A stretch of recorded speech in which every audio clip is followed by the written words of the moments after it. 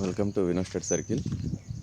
నిన్న వచ్చినటువంటి hostel welfare ఆఫీసర్లో ఫస్ట్ పేపర్ జేసి సంబంధించిన కొన్ని క్వశ్చన్స్ అండి. ఇక్కడ ఫస్ట్ క్వశ్చన్ వచ్చేసి జగన్మిత్ర మండలి ఏ సంవత్సరంలో స్థాపించినారు. నెక్స్ట్ వన్ చూసుకున్నట్టయితే పాండవలో గుట్ట ఉన్న ఏ జిల్లా అని చెప్పేసి మరో క్వశ్చన్ అడగడం జరిగింది. నెక్స్ట్ వన్ థర్డ్ క్వశ్చన్ వచ్చేసి తెలంగాణ తొలిదశ ఉద్యమము ఏ సంవత్సరంలో ప్రారంభమైందని చెప్పేసి ఒక క్వశ్చన్ అడుగు. ఇంకోటి రావురు భరద్వాజు రచించిన ఏ నవలకు 2012లో జ్ఞానపీఠ పురస్కారం లభించేదని చెప్పేసి నాలుగో క్వశ్చన్ పాకుడురాలకు సంబంధించిందండి. ఇది బేటీ బచావో బేటీ పడావో పథకం ఏ సంవత్సరంలో ప్రారంభమైందని చెప్పేసి ఇది బేటీ బచావో బేటీ పడావో వచ్చేసి మనకు అరుణాచల్ ప్రదేశ్లో ఉన్నటువంటి బాగా అంటే వాళ్ళు తక్కువైతుంది అన్నమాట, జనాభా తక్కువైతుంది కాబట్టి ఆ టైంలోనే మనకు ఇందిరాగాంధీ గారు స్టార్ట్ చేస్తారు. నెక్స్ట్ వన్ చూసుకుంటే అంటరానితనం నిషేధ చట్టంను తెలిపే ఆర్టికల్ ఏదంటే ఇది వచ్చి ఆర్టికల్ 17 అండి.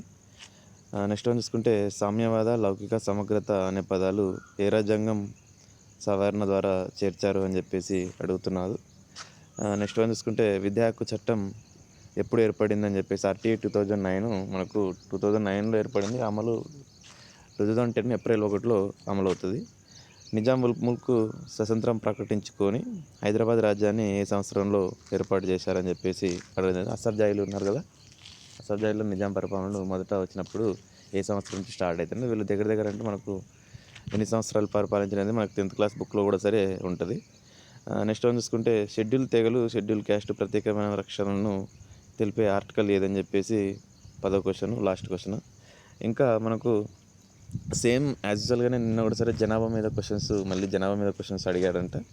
ఈరోజు క్వశ్చన్స్ కూడా నిన్న ఎగ్జామ్ వాళ్ళు ఈరోజు ఏదైనా మార్నింగ్ ఇప్పుడు ఉంటే ఒకసారి ఈ క్వశ్చన్ కూడా చూసుకోండి, వాటి మీద ఫోకస్ చేయండి. హాస్టల్ వెల్ఫేర్లో కూడా సేమ్ నామ్చాస్కి సంబంధించి తర్వాత కొండి ఇంకా వేరేది మన పియాజీ సంజ్ఞాత సిద్ధాంతం గురించి కూడా సరే క్వశ్చన్స్ అడగడం జరిగింది. ఇంకోటి దీంట్లో ముఖ్యమైన పాయింట్ ఏంటంటే మనకు ఎవరైతే KGBVs అయితే రాసినారో ఆ KGBVకి సంబంధించిన నిన్న ఒకటి సర్క్యులర్ అయితే రిలీజ్ అయింది.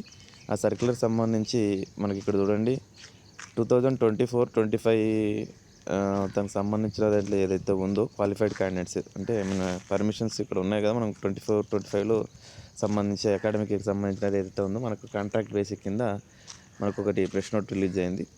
ఇక్కడ ఏంటంటే మనకు 23-24లో మనకు ఒక ఎగ్జామ్ రాసాం రిక్రూట్మెంట్.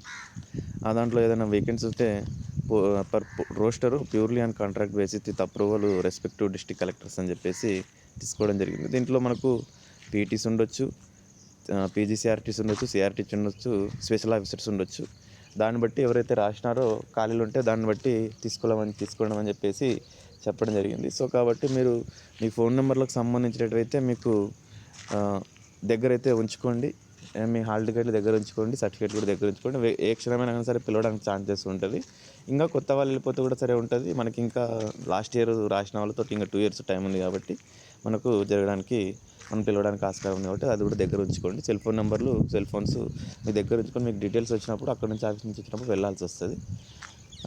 ఏదో ఒకటి ఇప్పుడున్న సిచ్యువేషన్లో మనకి ఏది వచ్చినా కూడా సరే చేయాల్సిన పరిస్థితి కాబట్టి ఇది కూడా మంచి శాలరీస్, మంచి భవిష్యత్తు ఉంది కాబట్టి చెప్తున్నాను. Thank you so much for everyone. ఇంకేదైనా ఇన్ఫర్మేషన్ ఉంటే కూడా సరే KGBకి సంబంధించిన కూడా సరే ఇది డిస్టిక్ హెడ్ క్వార్టర్లో సంబంధించి ఏ వేకెన్సీ ఉన్నామని చెప్పేసి మన డిస్టిక్ DO ఆఫీస్లో ఉంటాయి. ఒకసారి మీరు అక్కడ కూడా ఎంక్వైరీ చేసుకొని అడగవచ్చు. ప్రతి డిస్టిక్లో అండి, ప్రతి 33 జిల్లాలకు సంబంధించి KBV స్కూల్స్ ఏవైతే ఉన్నావో ఉన్నాయి. ప్రతి డిస్టిక్లో మినిమం ఒక 7-8 ఉంటాయి. కొన్ని డిస్టిక్లో పెద్ద డిస్టిక్లో 10 కూడా ఉన్నాయి. సరే కాబట్టి చూసుకోండి, ఒకసారి అవి కూడా ఎంక్వైరీ చేసుకుంటే సరిపోతుంది. Thank you so much for everyone.